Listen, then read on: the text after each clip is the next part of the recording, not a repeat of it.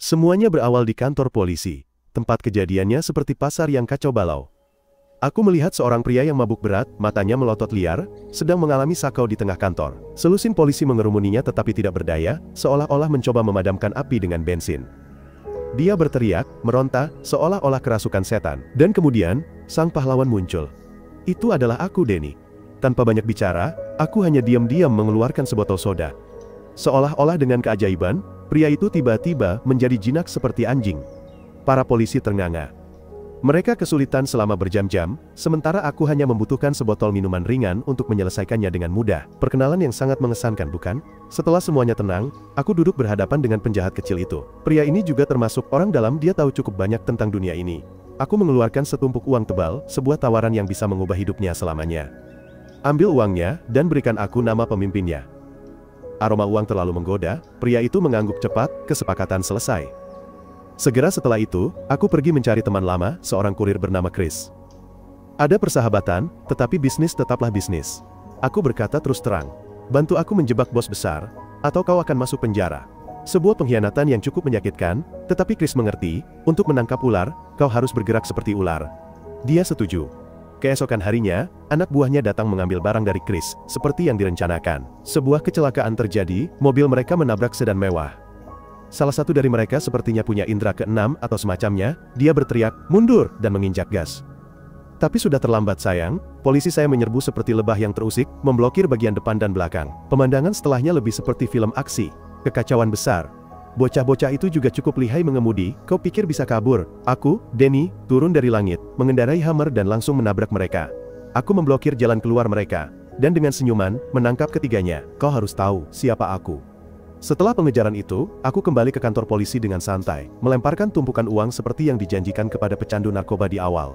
Saat itulah, identitas asliku terungkap. Aku adalah seorang Yadang, seorang informan profesional, hidup ganda di antara hukum dan dunia bawah. Tapi 3 tahun lalu, aku hanyalah seorang sopir taksi biasa. Aku harus bekerja keras siang dan malam, hanya untuk menabung demi tujuan penting. Suatu malam, aku mengantar seorang penumpang mabuk berat. Dia memberiku sebotol minuman energi, menyuruhku meminumnya agar tetap terjaga. Aku tidak pernah menyangka, saat itulah hidupku berbelok ke arah yang sama sekali berbeda. Botol minuman itu mengandung obat. Saat aku bangun, aku melihat selusin polisi memborgolku. Aku dijebak, menjadi pion yang dikorbankan untuk kejahatan yang tidak kulakukan. Di penjara, hidupku seperti neraka. Bertahan atau tenggelam, dan aku tenggelam sangat cepat. Teman-teman selku, dipimpin oleh seorang bandit terkenal bernama Baron, menjadikan aku target. Baron adalah bos penjara, mengelola seluruh kerajaan narkoba dari balik jeruji besi. Pada saat yang sama, di luar, ada seorang jaksa tingkat rendah bernama Wallace. Pria ini sudah muak dengan sistem yang busuk ini. Meja kerjanya tumpah ruah dengan berkas-berkas, setiap hari adalah mimpi buruk, ketika harus menghadapi gelombang penjahat pecandu yang tak ada habisnya. Dia menyamakan mereka dengan kecoa. Suatu hari, seekor kecoa sungguhan merayap ke mejanya, dan sebuah ide brilian muncul. Untuk membasmi kecoa, kau harus menemukan sarang mereka. Dan untuk menemukan sarangnya, kau harus memasukkan seekor kecoa lain ke dalamnya. Kecoa itu adalah aku. Wallace tahu aku berbeda, tahu aku hanyalah pion. Dia memeriksa ingatanku dan terkejut dengan kemampuanku mengingat setiap detail. Dia membuat kesepakatan, dia akan membantuku keluar dari penjara, sebagai gantinya, aku harus menjadi mata-mata. Misi itu adalah mengawasi Baron dan seluruh jaringannya. Aku, yang putus asa ingin keluar dari neraka duniawi, menyetujuinya tanpa ragu sedikit pun. Itu adalah perjanjian dengan iblis, dan awal dari hidup baruku seorang Yadang. Kembali ke penjara, aku mulai bekerja. Aku perlahan mendapatkan kepercayaan Baron. Aku adalah seorang shapeshifter alami. Dengan bantuan Wallace, aku menjatuhkan siapapun yang berani mengganggu Baron, dengan cepat membangun reputasi sebagai binatang buas. Dalam sekejap mata, aku menjadi anggota inti geng. Aku memperoleh semua informasi rahasia dan melaporkan setiap percakapan kepada Wallace. Tak lama kemudian, Wallace memiliki semua yang dia butuhkan untuk meminta surat perintah penangkapan. Dan hanya dalam sekejap, Baron tertangkap, seluruh kerajaannya runtuh. Aku menjadi bebas, sementara karir Wallace meroket. Kami menjadi lebih dekat dari sebelumnya, sepasang yang cocok dengan ikatan yang lebih kuat dari darah. Wallace menemukan saudara yang tidak pernah dia ketahui dia butuhkan. Kembali ke masa sekarang, seorang aktris muda bernama Leslie, sedang dalam masalah besar. Dia ditangkap karena menggunakan obat-obatan terlarang, dan sedang diinterogasi oleh kepala polisi Sean. Dia gemetar, bersikeras bahwa dia tidak tahu apa yang telah dia minum, mengira itu hanya pil diet. Sean telah bertemu semua jenis orang, dan dia tidak mudah tertipu. Tapi ada sesuatu dalam ceritanya yang membuatnya berpikir. Dia melihat foto di ponselnya, dan mengenali pria di dalamnya. Dia tahu Leslie hanyalah pion dalam permainan yang tidak dia sadari sedang dia ikuti. Dia mengajukan tawaran yang tidak bisa ditolak olehnya. Dia akan membebaskannya jika dia mengungkapkan nama bosnya. Pada saat yang sama, Wallace dan saya merayakan kenaikan pangkatnya. Saya mengangkat gelas dan memberi Wallace hadiah. Petunjuk baru untuk kasus lain. Itu adalah jenis obat kristal biru, yang sedang menggemparkan jalanan. Saya menyebutkan sebuah nama, seorang gangster kejam bernama Harry. Dan begitulah, kami punya target berikutnya. Tanpa diduga, Harry adalah orang yang memberi Leslie obat pelangsing. Dialah yang sedang diburu oleh kepala polisi Sean. Pada saat yang sama, Harry sedang bertemu dengan seorang penyelundup Korea Utara, bernama Janice, di gudang kosong. Suasananya sangat tegang. Anak buah Harry tampak siap bertempur kapan saja. Tangan mereka memegang senjata, siap menjatuhkan siapa saja yang menghalangi. Mereka adalah gerombolan yang kejam, dan jelas bukan orang sembarangan. Setelah kesepakatan selesai, Harry naik mobil dan melaju pergi. Saat mengemudi, teleponnya berdering. Itu dari saya, berpura-pura menjadi seorang teman, suara dari dalam, mencoba membantunya melarikan diri dari Sean. Saya menyuruhnya pergi ke stasiun kereta, itu adalah satu-satunya kesempatannya, untuk melarikan diri. Kemudian, saya langsung memacu mobil, memutus jejak tim Sean, menunda beberapa menit lagi untuk Harry. Tapi itu semua hanya sandiwara. Ketika Harry tiba di stasiun, dia disambut oleh tim Sean, senjata teracung, siap menjebaknya. Tapi kemudian, sebuah kereta tiba, dan saat berhenti, Wallace dan timnya muncul entah dari mana. Siap untuk menangkapnya. Harry telah dijebak, ular yang terperangkap dalam jebakan yang dibuatnya sendiri. Di kursi belakang mobil, Harry benar-benar panik. Wallace dan saya menyerangnya dari segala sisi, pukulan ganda yang membuatnya linglung. Kami tidak memerlukan pengakuan. Kami menginginkan ikan yang lebih besar. Wallace menawarkan kesepakatan, dia akan meringankan hukuman Harry, jika dia membantu menangkap bosnya. Dalang sebenarnya. Sementara itu, di tempat lain di kota, kepala polisi Sean menerima laporan dari informannya, Leslie. Dia memberinya informasi tentang pesta tertutup di sebuah hotel mewah. Pertemuan para elit kota, termasuk Nathan, putra seorang calon presiden. Seluruh kejadian seperti bom waktu. Saat pesta dimulai, Wallace, saya, dan tim kami sudah siap siaga. Namun kali ini, kami juga bersama Harry dan anak buahnya. Saya mengenakan kacamata berteknologi tinggi dengan kamera tersembunyi, senjata rahasia, yang akan merekam setiap detail malam itu. Saya berada di tengah-tengah kekacauan, merekam segalanya, dari penampilan Leslie yang gelisah, hingga ekspresi puas diri Nathan. Begitu pesta mencapai puncaknya, Sheriff Sean dan anak buahnya menyerbu, senjata terkokang. Tapi mereka terlambat, melewatkan kesempatan emas untuk menangkap para penjahat kelas kakap. Dia benar-benar hancur marah karena Wallace selangkah lebih maju darinya. Itu adalah bencana total. Dan yang lebih buruk lagi, informannya, Leslie, terjebak di tengah baku tembak, sedang mabuk. Ketika Nathan ditangkap, permainan sebenarnya baru dimulai. Kandidat presiden, ayah Nathan, segera mengirim pengacara topnya ke kantor Wallace. Pengacara ini benar-benar ular berbisa, menawarkan Wallace promosi yang menggiurkan, dan kehidupan yang penuh kekuasaan dan prestis. Itu adalah kesepakatan dengan iblis, dan Wallace, yang selalu tampak sebagai orang yang berintegritas, dengan cepat menunjukkan wajah aslinya. Dia menerima tanpa ragu sedikit pun, rasa haus akan kekuasaan mengalahkan segalanya. Tindakan pengkhianatan pertama pria itu adalah menelpon dan memerintahkan Harry untuk mengambil kacamata kameranya dari saya. Harry dan anak buahnya tidak main-main. Mereka memburuku dan menyerang tanpa ragu-ragu. Pertempuran itu brutal, anak buah Harry menggunakan segala cara kotor untuk merebut kacamata itu. Saya dipukuli habis-habisan, bahkan kaki saya dilindas mobil oleh mereka. Bersamaan dengan itu, kepala polisi Sean ditangkap atas kejahatan yang tidak dilakukannya. Sebuah drama yang sempurna diciptakan oleh orang-orang yang baru saja mengirim Harry untuk mencariku. Begitu saya hampir pingsan, Harry menyuntik saya dengan dosis obat yang sangat kuat. Dan ketika saya jatuh ke tanah, pria itu menyalakan korek api dan membakar kaki saya. Dia, seperti orang yang dirasuki setan, seorang sadis yang tidak peduli, dengan konsekuensi. Dengan rekaman di tangan, dia meninggalkanku di sana untuk mati. 3 bulan berlalu, saya hanya bayangan diri saya sendiri. Seorang pecandu sejati, pion dalam permainan yang bahkan tidak ingin saya ikuti, setelah malam mengerikan itu bersama Harry. Tubuh saya hancur, pikiran saya adalah medan pertempuran. Tapi saya tidak sendirian. Teman lamaku, Chris, ada di sisiku, membantuku melewati masa-masa sulit. Seorang teman sejati, yang tidak pernah meninggalkanku. Aku masih hidup, tetapi seorang pecandu yang panik, terobsesi dengan pengkhianatan, dan api dendam yang membara untuk Harry. Aku bersumpah akan membalas dendam, tidak peduli berapa biayanya. Pada saat yang sama, di ruang sidang yang ramai, Sean akhirnya dibebaskan. Keputusan telah dibuat, dibebaskan, namanya akhirnya dibersihkan. Istri dan putrinya menangis, memeluknya untuk merayakan kebebasan yang telah lama ditunggu-tunggu. Tetapi kegembiraan itu berumur pendek. Seekor ular beracun dari kampanye politik lawan mendekatinya, menawarkan kesepakatan untuk menjatuhkan ayah Nathan. Sean melihat melalui rencana mereka. Dia tidak tertarik pada balas dendam. Dia hanya ingin bersama keluarganya, dan menjalani kehidupan yang damai. Dia menolak tawaran itu, bukti nyata dari karakternya. Sementara itu, Leslie berada di lingkungan barunya. Gadis yang dulunya adalah bintang yang dimanjakan, kini telah menjadi informan yang tangguh, bekerja untuk dirinya sendiri. Malam itu, dia sedang menjalankan misi. Sungguh bunglon sejati.